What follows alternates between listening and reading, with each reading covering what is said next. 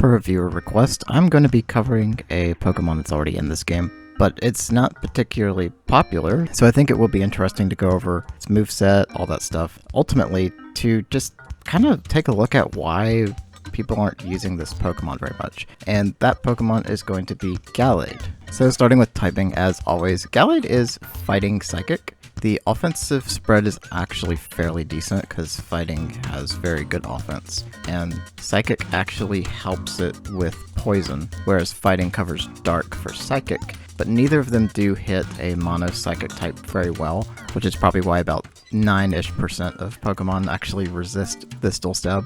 But it is otherwise a pretty good offensive typing that does have a good list of super effectives. And defensively, it's really not that bad either. There's only 3 super effectives that you have to work around, though Flying, Fairy, and Ghost are all very common in VGC right now. Regulation C is just like full of a particular Ghost Fairy, which you're not going to find a single defensive Terra type that's going to cover both of those, but Steel type does actually cover Flying and Fairy, giving you a very nice resist on both of those.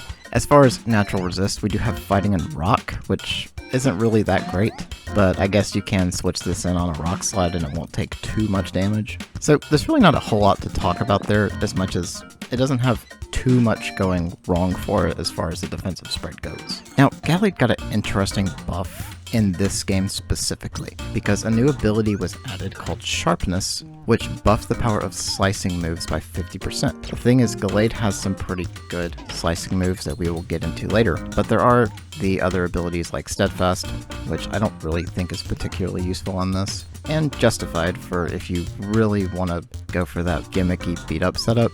You're probably better off using Arcanine for the Justified setup, just because I think it's easier to cover its weaknesses. Now, Gallade's stats are really not too bad, but there are some glaring weaknesses. We do see a very nice 125 base attack stat, as well as some pretty good special defense too at 115. Though the hit point stat is a bit low, as well as the defense stat, so physically, this thing is quite squishy. It also does not have a lot of special attacks, so you're most likely going to be using this physical only. And, ooh, the speed stat. If we take a look at that speed stat, you're kind of in the same speed tier as Dragonite, Drifblim, and all this stuff that nobody uses. But even Pokemon like Tatsugiri and Gyarados, you are actually slower than. So outside of like a Choice Scarf build, this speed stat is really not that great, and does not give you a whole lot of flexibility outside of having really good speed control on your team. But at least the moveset synergizes quite well with its new ability. Looking at stab moves first, this Pokemon gets access to Sacred Sword. That is such a good move because it ignores stat changes on the target, which is really great into like Dondozo and Iron Defense builds. This is considered a slicing move though, meaning you're actually getting some really good offense on the Sacred Sword, and that makes for a very consistent fighting type move. Actually, some of the most consistent fighting type offense comes from Sharpness Gallade, which is actually pretty impressive. And yes, this does also get Psycho Cut, giving this very good stab offense if you're running Sharpness. Now this move, as well as a lot of the other slicing moves that you can get, have a high crit chance. So if you really want to set this up to have potentially oppressive levels of offense, if you ran a crit boosting item, Psycho Cut would have a 50% chance of a crit. Which, if we take a look at a few calcs, we can see how useful that could be. So this is just a random spread that I put together for Gallade, and because Sharpness, for some reason, is not on the Pikalytics damage calculator, I just put Choice Band to simulate Sharpness damage. And Adamant with 252 on the attack stat, a relatively bulky Amoonguss is threatened with a one-hit knockout. That is just with the Sharpness boost. If you were running a crit item, this would get yet another boost onto its power, giving you a 50% chance of one-hit KOing Amoonguss. That is actually a very favorable KO chance, because a 50% chance of getting rid of one of the most annoying supports in the game is actually huge. Now, of course, the Sacred Sword doesn't do a lot, but Amoonguss doesn't do a lot back to it outside of threatening it with Spore, so I do think Gallade has a favorable matchup into Among Us. What it does not have a favorable matchup into is the Pokemon that is literally everywhere, that being Fluttermane. So I'm literally just using the Picolytic set because this is really what you can expect to see most of the time, but I did just throw choice specs on it because that is also quite common. And that Moonblast is ridiculous. It's just blowing through this Gallade, which this is a relatively defensive Gallade that I set up here. It has pretty good special defense added, as well as a fair amount of hit points, but still the 252 adamant. And even the Shadow Ball is a guaranteed one-hit knockout onto this. The only thing it does survive with this bolt is Dazzling Gleam, but it is very close. So a modest Fluttermane would actually tear this thing up, I'm sure, even with a Dazzling Gleam. However, if you could somehow get your Gallade faster, Psycho Cut does actually one-hit KO Fluttermane, and Fluttermane rarely runs a Terra type that is gonna resist Psycho Cut. This is definitely something about Gallade where, even though it is pretty squishy, it does actually have a good amount of offense, and it's a very threatening amount of offense, assuming you can get it set up to make use of that offense. Now, quickly going over a few other interesting moves it has access to, it does get Leaf Blade and Night Slash as well as Slash, more moves that synergize very well with Sharpness.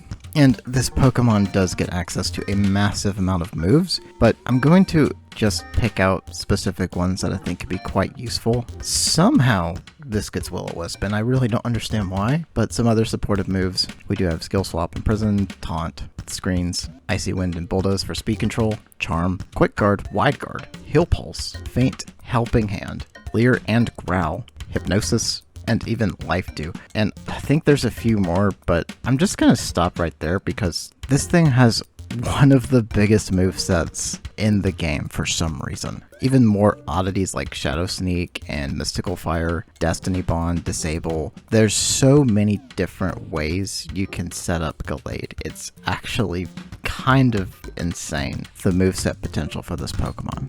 And you would think a great moveset, a great ability, with decent enough stats to make use of it, that this Pokemon could actually be quite strong.